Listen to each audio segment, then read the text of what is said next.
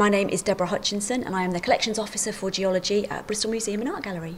It's not your standard fossil, so it's not a bone or a tooth, but it's a trace fossil of an Iguanodon footprint. A trace fossil, as opposed to an ordinary fossil, if you will, a bone or a tooth fossil, rather than recording the physical presence of a dinosaur or a prehistoric creature, it records its life activity.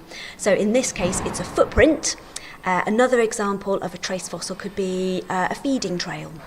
So the first thing that I would notice when I first look at this fossil is that it doesn't really look like a fossil. It looks like a slab that you might find in your garden.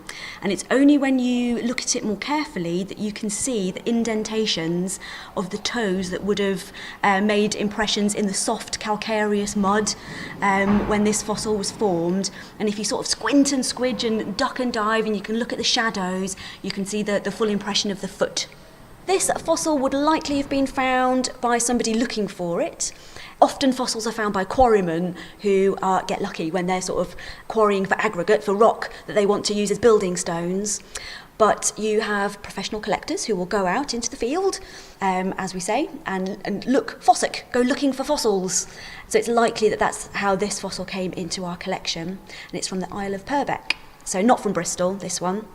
Our second curator, a gentleman called Samuel Stutchbury, who was our curator from 1831 to 1850, was involved in the naming of Iguanodon. When Samuel Stutchbury was working at the Hunterian in London, the gentleman who discovered Iguanodon, Gideon Mantell, brought the fossils to the Hunterian, and it was Samuel Stutchbury who said, "Oh, they look like the teeth of an iguana," and so it got its name Iguanodon.